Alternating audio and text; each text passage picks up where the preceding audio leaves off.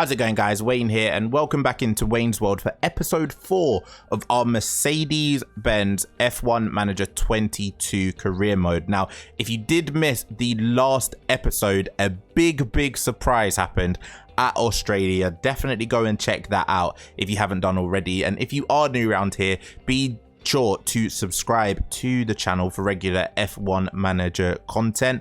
The next race is at Imola, and the one thing that's missing from F1 Manager so far is sprint races, which I kind of understand considering the development of the game, and it's the first time that this game has kind of come out on consoles, on PC, so they want to get things right. But it would be nice if there was an addition. And last time out, you may remember at the end of the episode, we did get an email to say our engineers had finished the work on the new side pod. So what we're going to do is, first of all, we are going to manufacture 2 of them at a rushed speed, just because we want to get them before Imola. I'm willing to spend that 250k, so we're going to confirm that and make sure we have enough parts for both of our drivers. It means we've got some engineers now available to design another part of this car, and I think we need to start worrying and thinking about the engine cooling considerably. Now, the side pods,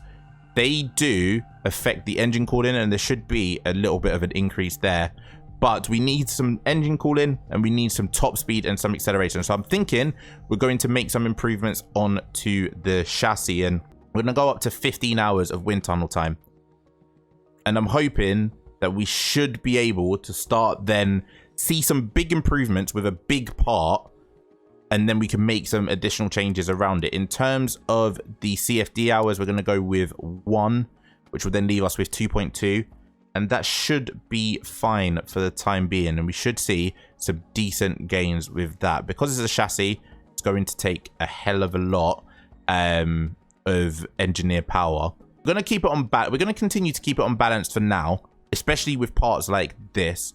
Unless, because we can play around with it manually, if the engine cooling goes up 1,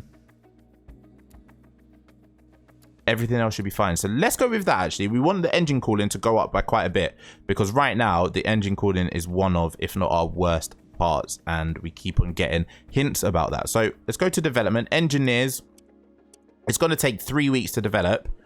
We're going to put 3 engineers on there, because again, in case we want to make a small part, we're going to keep 2 engineers safe. And then if we rush it again, we could, well, it's very cheap for a chassis.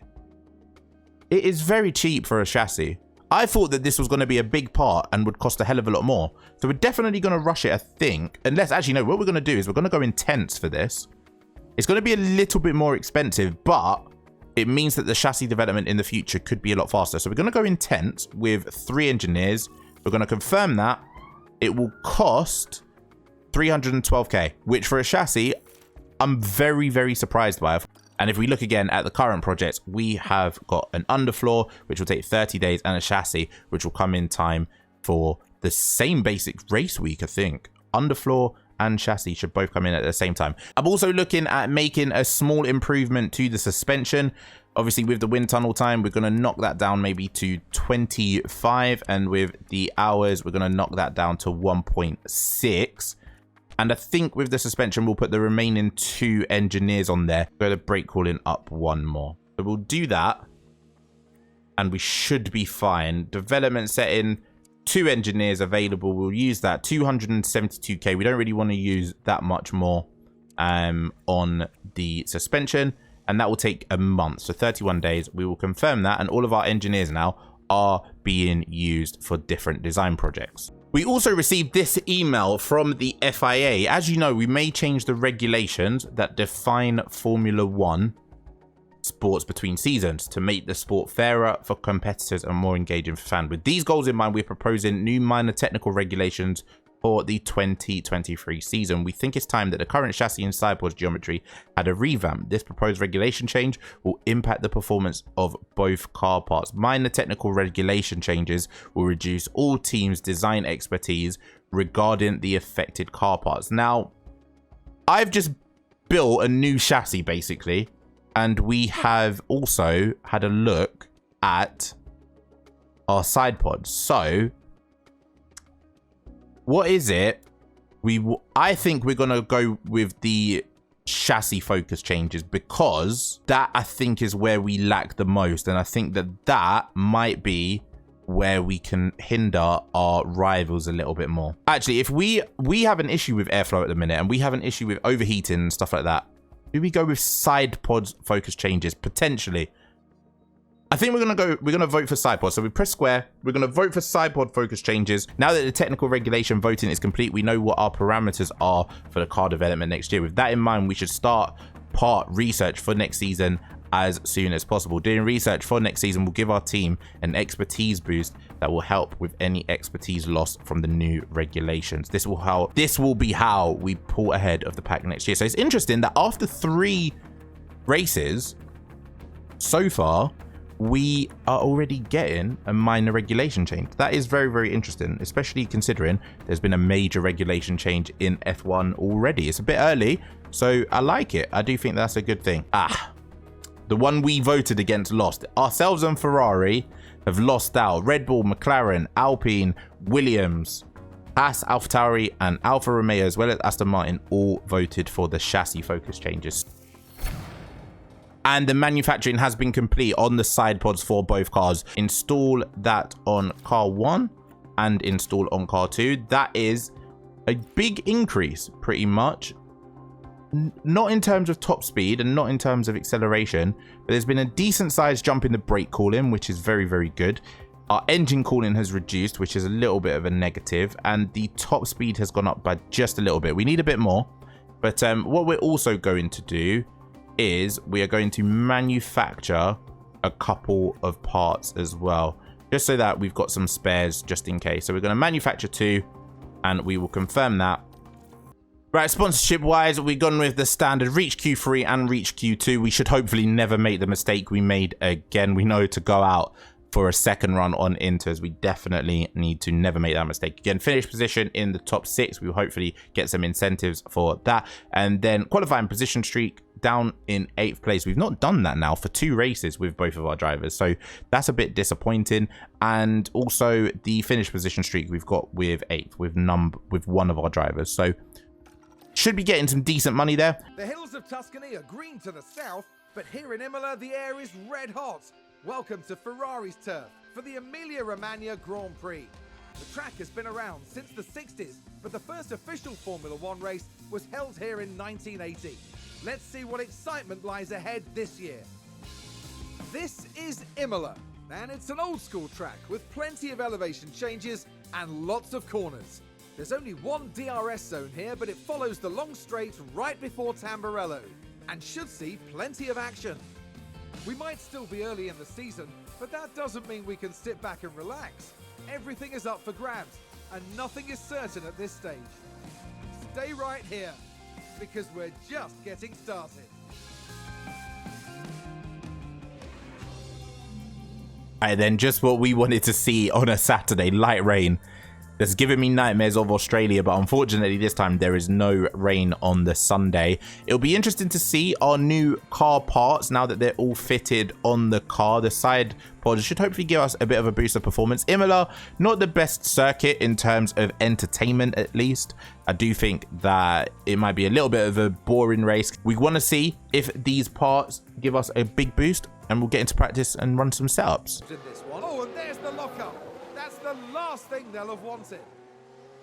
Right, our setup doesn't seem to be starting off very well as Lewis Hamilton locks up on his outlap. Fingers crossed he can bring it back into the pits. Right, we've brought Lewis Hamilton back into the pits. 53% confidence on the setup. A great 2 good and 2 bad. So a decent template to start with. 53% is not too bad.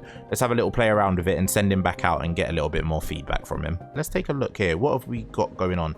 Right, 25% confidence. The straights are good, which is positive, but everything else is bad. So, all right, let's try something like this for the setup. It might be the wrong way. At the minute, it's only 25% confidence. We will stay on the same softs, and then run plan. We will go down to 18. 15 laps for George Russell. We'll confirm that and send him back out. Right then, good stuff. So we've got an optimal in the cornering, a great in the traction, and some goods as well with the straights and the oversteer. Now, the straights were great before, so we've got a little bit of work to get back to that.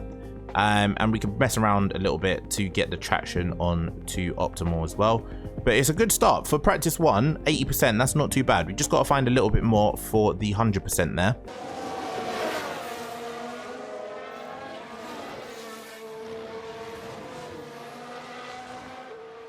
I think there's been contact on the track.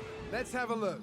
Okay, here's the There's a Ferrari. huge crash here. The Ferrari behind Sebastian Vettel. Who's that? Charles Leclerc and Seb Vettel. That is a massive crash. That's definitely Charles Leclerc's fault. Apparently, there's a penalty there for Charles Leclerc. Final 5 minutes. We'll double check that at the end of the session. Actually, we can check it now. Let's have a look at events. Grid penalty. Charles Leclerc has been given a grid penalty for the collision caused with Sebastian Vettel. Unsurprising, because that was very, very poor from Charles Leclerc. 5 minutes left with the two Mercedes currently sitting in P7 and P9. And Lewis Hamilton has binned it straight into the wall. He's locked up again, and he's gone straight into the wall. Lost his front wing, and that will probably be the end of his session. Lewis Hamilton then, at least he's okay. That's the main thing. We're going to call the car in because there's major front damage, and hopefully we can get out for practice 2. I wasn't expecting that. I don't know if the setup, we've maybe gone the wrong direction, but Lewis Hamilton has had some issues with locking up all session long, and it's come back to really bite him now as he's gone into the wall. 2 optimals on a great on the setup is fantastic, so that's good at least. Braking stability and oversteer we don't know about. The confidence is still at 80%. But now it's more about the car parts as we have a look at the front wing. Same design. We need to replace one. But we will have to replace this one on Lewis Hamilton, and that is pretty much all we can do now for the remainder of this. There's minor damage to the underfloor.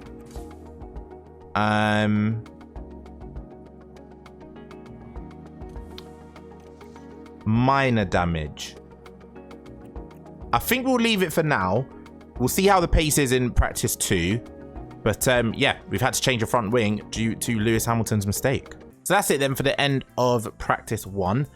And Sergio Perez tops the timesheets. Lewis Hamilton and George Russell currently in 8th and 9th. 8 tenths of a second off of Sergio Perez there. But we didn't really push too much. We just done a bunch of laps. The big takeaway for that session was the crash of Lewis Hamilton and losing that front wing. So we've had to replace a front wing, and we may have to replace the underfloor as well. So it will completely depend on how those things go if we have a good session out in practice 2. Clearly something went very, very wrong there. Alex Albon there doing exactly what Lewis Hamilton done in practice 1, going off at the exact same spot, and there's another crash. Ricciardo involved here.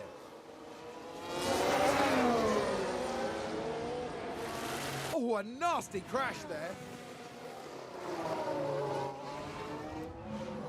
That's 3 cars who have all crashed at the exact same spot. Lewis Hamilton, Daniel Ricciardo, and Alex Albon. So I don't know if there's maybe oil on the track or something like that. Right, straights, optimal, oversteer, great, and 3 bads. Right, we need to get the traction definitely sorted, as well as the cornering. So both of those need to head towards the max side of things. Braking stability needs to go towards the minimum, which will be difficult considering the oversteer and the straights are pretty good. So let me play around with that. Lewis Hamilton then comes into the pits after his medium runs. Currently P4 and P5 with the 2 Mercedes. Lewis Hamilton, they're nearly perfect. They're 97% on the confidence. Oversteer is great. The rest of them are optimal. So we might have to stick with the 97%. Right, a very good session ends there with Lewis Hamilton top of the timesheets. When we sent him out for that fast run on the softs, he managed to put in a very, very good time. So good to see that. I don't, again, expect it to continue over into qualifying. We're probably looking for a battle, maybe for P4, P5. Daniel Ricciardo then, in the exact same spot, has crashed for a second time. Very unfortunate.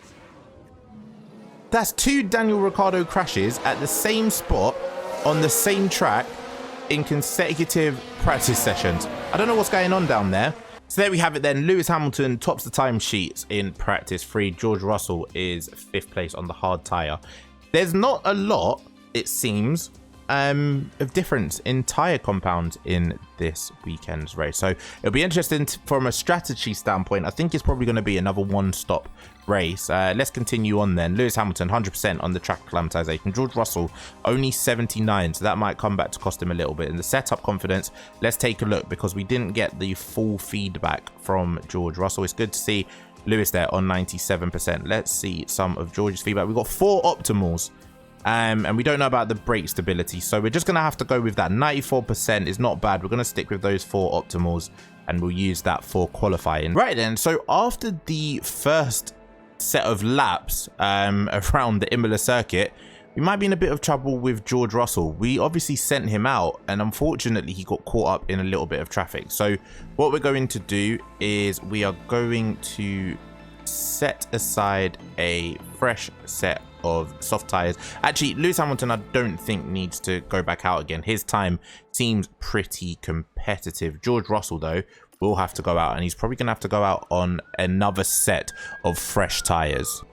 George Russell then coming around the final bend. He is currently in P15 at risk of elimination in Q1 as he crosses the start finish straight, heads back to the garage. George Russell sets a time that sets him up in P5. So much better. We're not going to send Lewis Hamilton out. That should be fine, and that should be the end of qualifying for the Mercedes.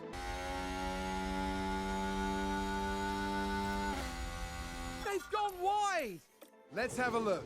Now let's look at this. All right, well, this is really weird. George Russell on his way back to the pits has gone wide and now has not gone into the pits. So we've now wasted some more life on those soft tires. Right then, into Q2 then, and it seems that it is raining and the cars have been fitted with intermediate tires. Let's have a look.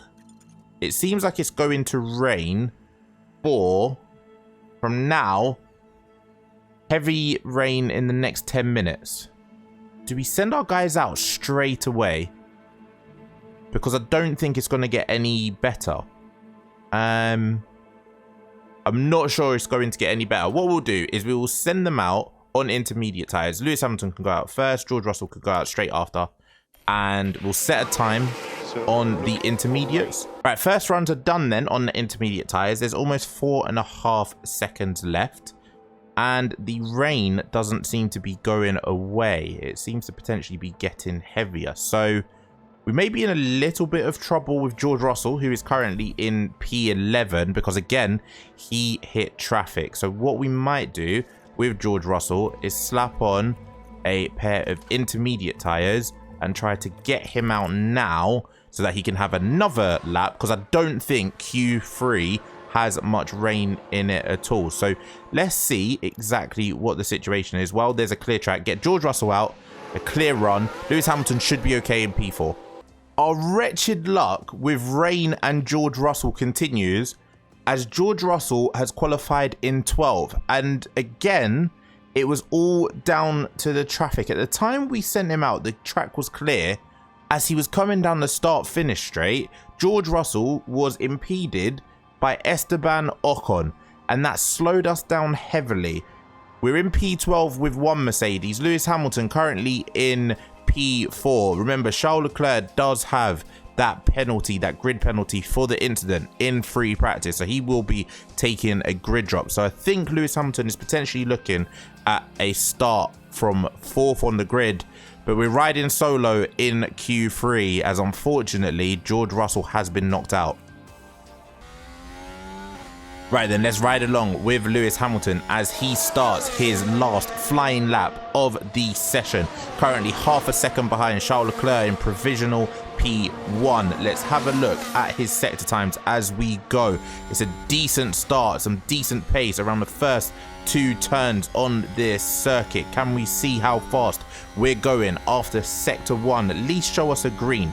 That is the main thing. If we could get a purple, that would be fantastic as well. At the end of sector 1 though, it's a yellow. He's not gone faster. He's not improved his time so far, so he's already up against it here. Definitely don't think a pole position is in our destiny during this session here at Imola, but he'll keep going, he'll keep pushing. I didn't think that a race win was in our destiny last time out either. As we go through the windy parts of sector 2, has there been a slight improvement for Lewis Hamilton here in sector 2? Yes, there is. He's gone a personal best. He's gone green in sector 2, and now we're coming towards the last couple of turn-ins, the two difficult left-handers before the powerful start-finish straight. I think that is really what is giving us problems here. We don't have the power. As down in 7th, Pierre Gasly's finished his lap, Zhou Guanyu's finished his lap in 8th, Lando Norris in 9th, and Lewis Hamilton comes across the line and he doesn't improve his time. That's a P4 as things stand,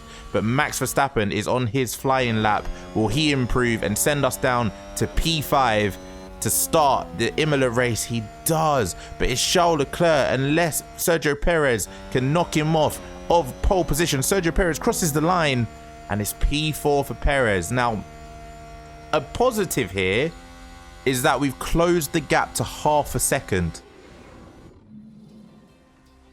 It's half a second as Charles Leclerc gets pole, but with his grid penalty for that incident in free practice, Carlos Sainz will start from the front of the grid. Max Verstappen in 2nd, Sergio Perez in 3rd, Lewis Hamilton in 4th, and George Russell with a lot to do once again down in 12th. But as I was saying there, the positive thing is we've closed the gap to the leaders to half a second. The negative is we've done a lot of work to do that, improving the chassis and improving the side pods, so there's still a lot of improvement to get the maximum out of this Mercedes car, and I'm sure that our competitors at Red Bull and Ferrari are doing the same. But that's the end of qualifying. Let's head to Sunday's race. Welcome to race day, and before we get down to it, last minute checks are being made. We saw a reasonable push from Mercedes in qualifying, and they'll have plenty of opportunities here to achieve a great result.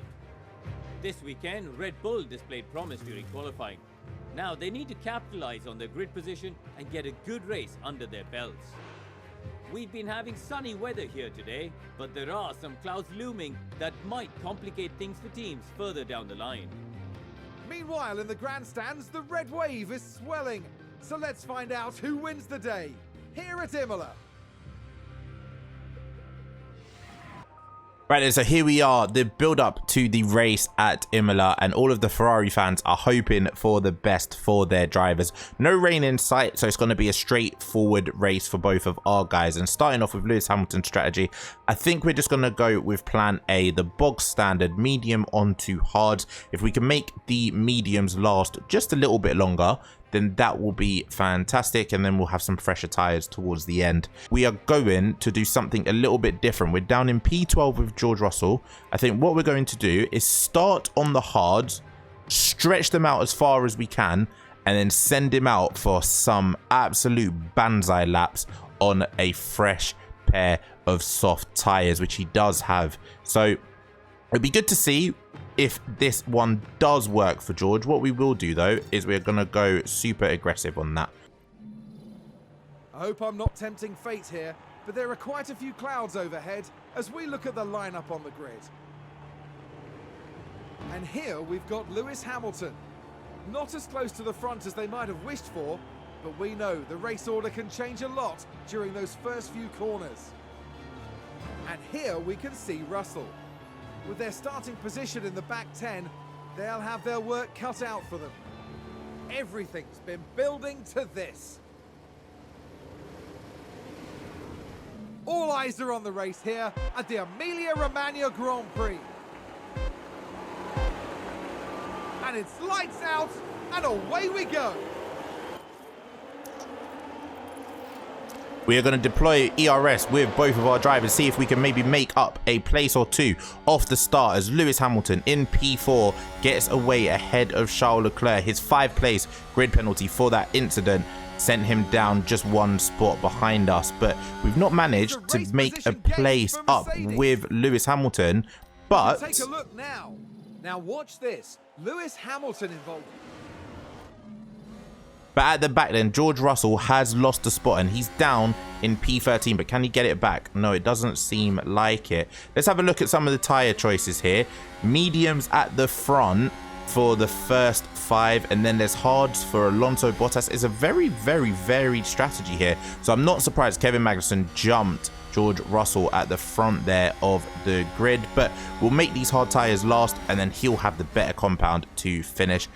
Use the fuel for George Russell and try to get past Kevin Magnussen.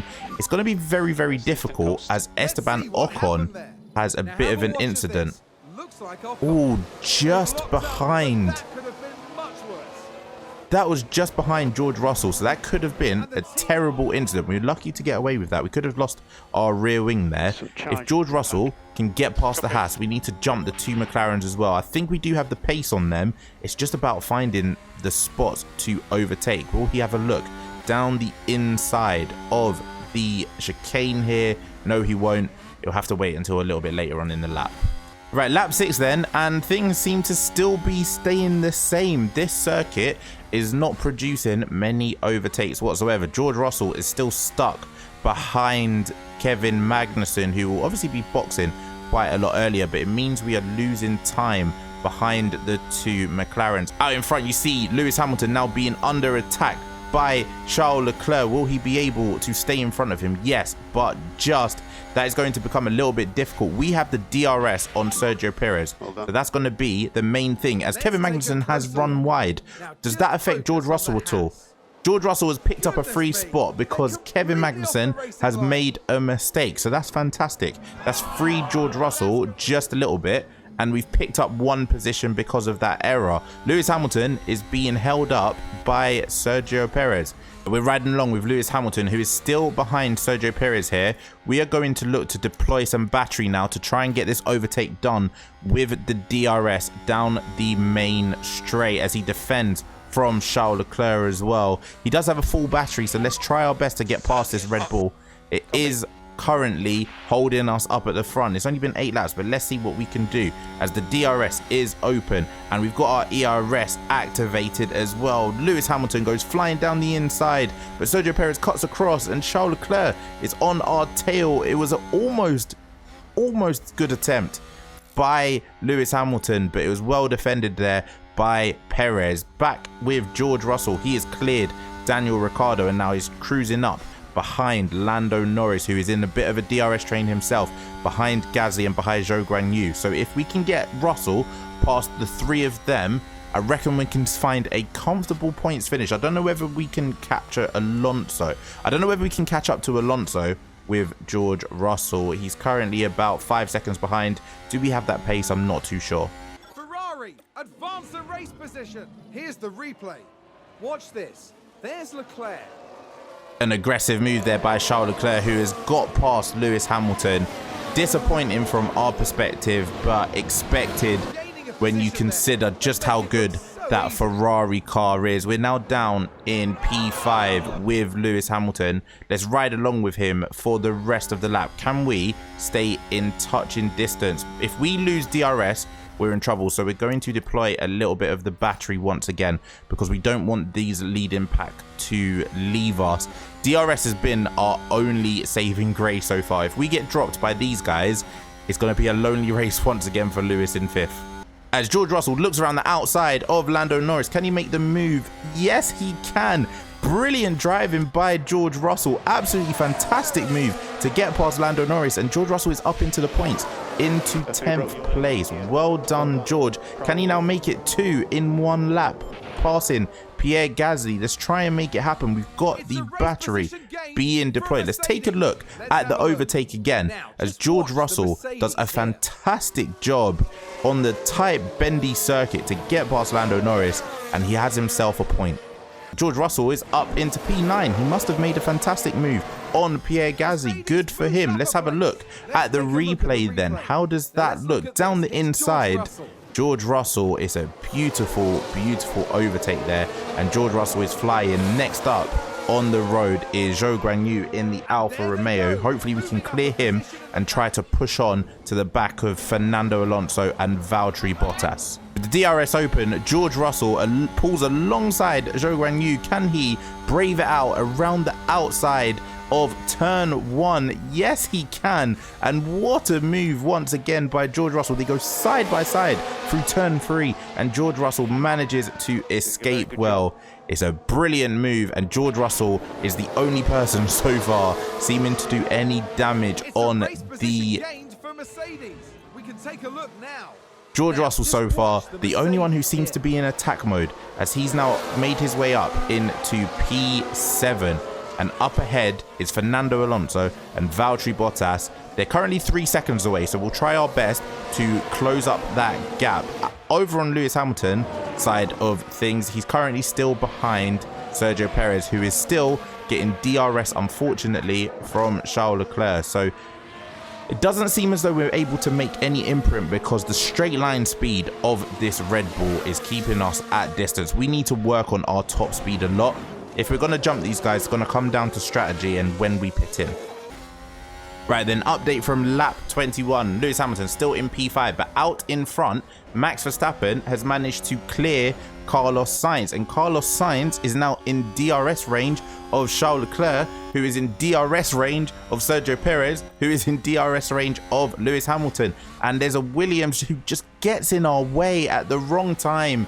And that DRS range is now going to be gone. We're going to have to deploy some of our battery to try and get back to within that second. We still had DRS at the end of that lap, but the Williams just got in our way at the wrong time. Traffic on this game is such a pain to navigate. Hopefully the battling out in front can bring them back into our sort of vicinity, because without the DRS we have no hope of overtaking these guys. But there seems to be a freeway battle at the minute for second place. George Russell, he's having a comfortable race at the minute, way ahead of Pierre Gasly, and we're going to start pushing soon so that we can close up to the back of Valtteri Bottas and Fernando Alonso. We're currently at 2 seconds behind them. So what we will do is next time around we'll start deploying some battery with George Russell, and he'll push on to try and get onto the back of that battle. And then hopefully we'll be in P6 with George Russell, who's had a very good drive today. Looking at our tyre strategy, Lewis Hamilton is way above the tyre wear side of things. So we've given him full permission to attack as Carlos Sainz boxes this lap. On lap 23, we are going to go full attack with Lewis Hamilton for the next 2 laps, I think. Maybe 3, dependent on how the pace looks on this lap. George Russell is right up behind Valtteri Bottas, so let's have a look if we can make a move. We're going to deploy some battery down start finish straight. He's got his DRS open. Can we at least maybe get past Fernando Alonso, if not Valtteri Bottas, as the Ferrari's Carlos Sainz comes out right in front of this battle and holds everyone up? That's going to give Fernando Alonso DRS next time around, which is a little bit disappointing. George Russell has done well on the tyres as well, so we're going to go aggressive with him, and we're going to try and push past this battle here and get ahead. As Lewis Hamilton comes in to the pits for his one and only stop of the race. It's a quick one, 2.9 seconds. So that training last time out seems to be working. Where is Sergio Perez, who seems to have come out in front of his teammate Max Verstappen? By comparison, have we done a good job of overcutting everyone? Where is Lewis Hamilton by comparison to Perez?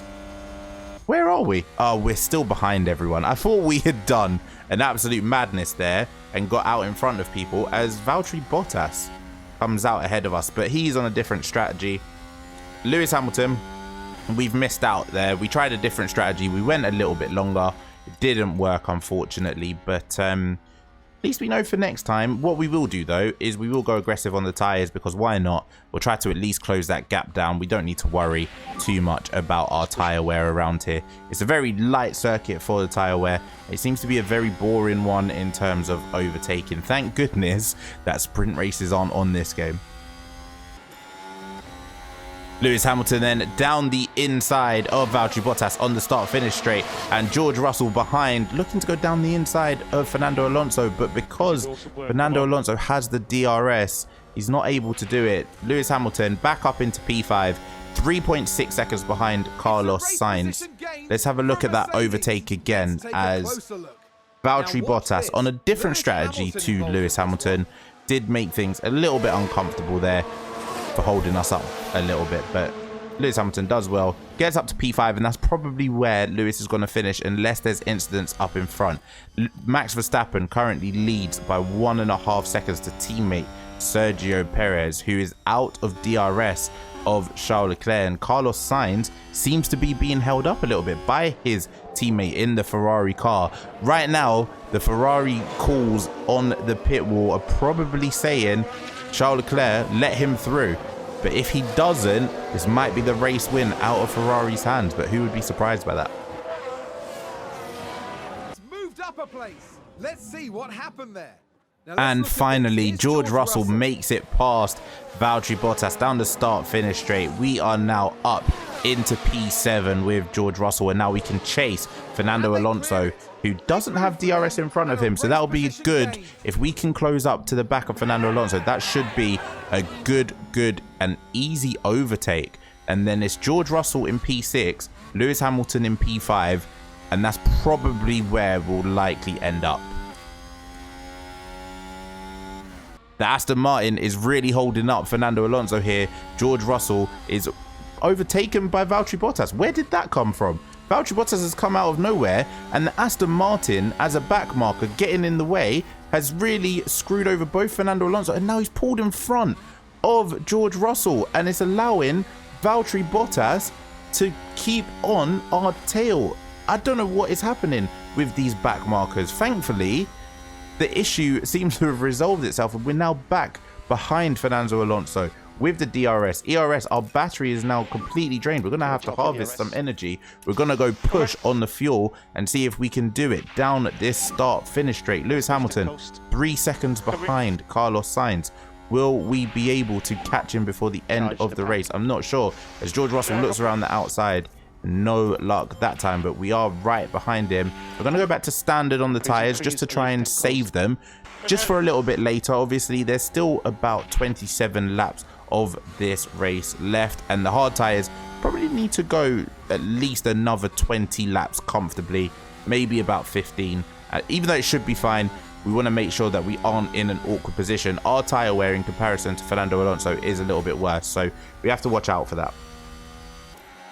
This is probably the closest we've been with George Russell as he overtakes Fernando Alonso down the start-finish straight, and now we can set our sights on clearing this battle. It's a brilliant race by George Russell, who had a poor qualifying, not really through any fault of his own, mainly through traffic, but now we need to try our best to get out of DRS range of the Alpine and the Alfa Romeo. It's an easy overtake down the inside on the start-finish straight and into turn 1. George Russell is comfortably clear. If we can now get ahead by over a second, we should be fine for the rest of this race. So what we'll do is we will deploy some ERS and we'll see what we can do. It's currently half a second, so if we can make up the other half before the DRS detection point, happy days. Valtteri Bottas goes back down the inside again with the DRS. As I said, it's so powerful round here, especially down that start-finish straight. George Russell is giving us all of the entertainment that we need in this race.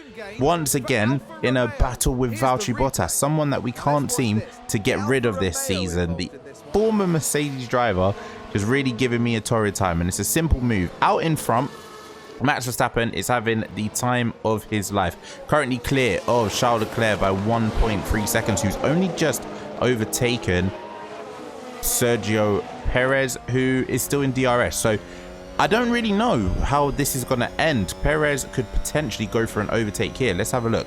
Down the start-finish straight, can Perez make a move on Leclerc for second place? Let's take a look here as he enters the DRS zone.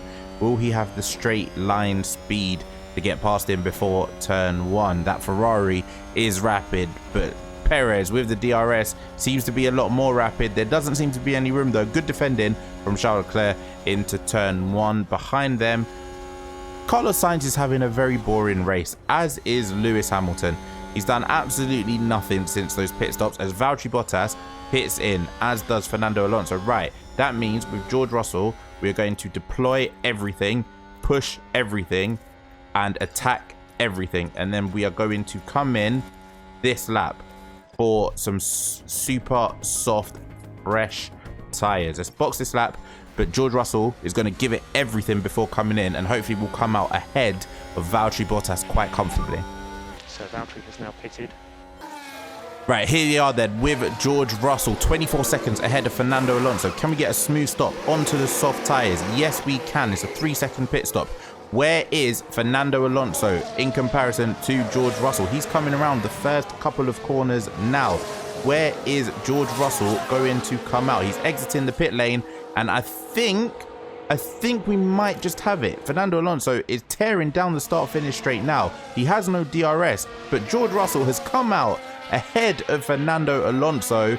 They're going to be rapid though, and hopefully we can stay out of DRS range. 2.5 seconds ahead. That's a brilliant job by the Mercedes mechanics and also by George Russell. Let's make sure we stay on standard for the tires because these are softs. They're going to run out pretty quickly. The fuel we don't want to go over as well. And George Russell's done fantastically well there in the clean air to get out ahead of Fernando Alonso and Valtteri Bottas.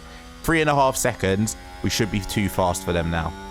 Out in front, we have had a change of leader as Charles Leclerc has overtaken Max Verstappen for the lead, and Carlos Sainz all of a sudden is in DRS range of Sergio Perez. These guys are battling out front.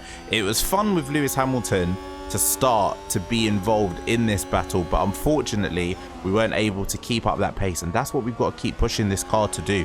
We need to get onto these guys' levels as a McLaren gets in the way of Carlos Sainz a little bit there. Max Verstappen, he's going to have DRS down the start finish straight on Charles Leclerc. Will he take back the lead of this race on lap 54? There's currently only 9 laps remaining, so it's not too long. The Tifosi, the fans of the Ferrari team are in their droves in the stands at Imola.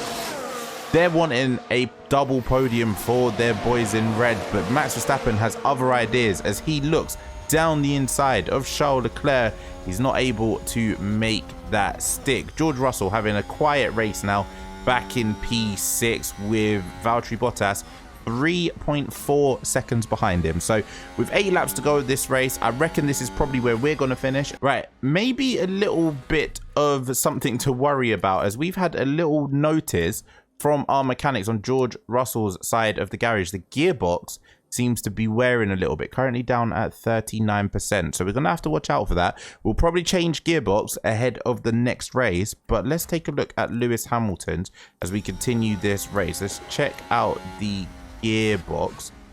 Is everything okay on his side of the garage? Gearbox is 40%, so it's not as bad, but it will soon reach that 39% minor wear. So it will be interesting to see how we manage that, because obviously we might have to take some penalties later on in the season. Out in front, Sergio Perez has been overtaken now by Carlos Sainz. It'll be interesting to see if they'll be able to overtake him, and Max Verstappen is out of DRS range on Charles Leclerc, so this now might be an easy victory as we get the minor gearbox wear issue for Lewis Hamilton as well. It is all okay. What we will do with Lewis is we're just going to nurse the car home. We'll make sure that things are not really too powerful on our side. We're going to conserve the tires, going to conserve the fuel, and then we'll just harvest the ERS as well. Not to worry about all of that. We'll just bring it home slowly to make sure we don't affect too much damage. Right then, lap 63. And considering George Russell has had such a good race and is in P6, what we're going to do is we're going to give him an opportunity to go for the fastest lap of the race. So let's do that. Let's follow his sectors, while in the meantime, Charles Leclerc currently is in P1 on the racetrack. He's coming around the last couple of turn-ins to take the checkered flag at the Ferrari home at Imola.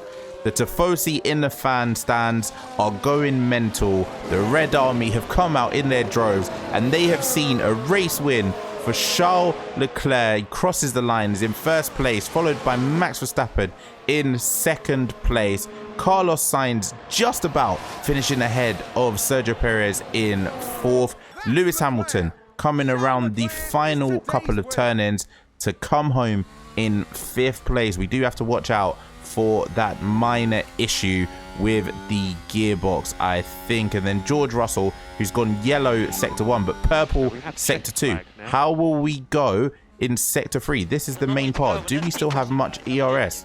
Battery's just dead, and we don't have DRS, so that is going to be a problem. I don't think we're going to be able to get the fastest lap of the race. It was a little bit far-fetched to think about it, but we'll try. We'll do our best. We'll keep going across the line. George Russell crosses the line, and it is not a fastest lap of the race, unfortunately. It's P5 and P6 for the Mercedes boys once again. Oh, he did get the fastest lap. Come on. Well done, George Russell. He gets an extra point. And there we have it confirmed. George Russell with a 17.3 gets the extra point for the fastest lap of the race. Lewis Hamilton in P5. George Russell with a fantastic drive, up 6 places after starting in 12th place in P6. Driver standing then. We're still within touching distance of 2nd and 3rd as Charles Leclerc brings home his 2nd win of the season, the first driver to win 2 races in a row. Max Verstappen still yet to win this season. Very, very surprising, although he does have 3 podiums. Constructors wise, Ferrari take the lead a little bit further away from Red Bull. It's absolutely stunning, the gap that they're kind of pulling at the minute. Red Bull in 2nd, Mercedes comfortably in 3rd with no real challenge behind. Sponsorship wise, we met all of our targets, so that's a nice $3 million in the bank. And that's going to be the end of this episode 4 from Imola. Thank you so much once again for watching. If you are new around here, hit the subscribe button down below for more Formula 1 manager content with the Mercedes team. I hope you are enjoying the game if you are playing it yourself. But in the meantime, take care, stay safe, and I'll see you for the next video.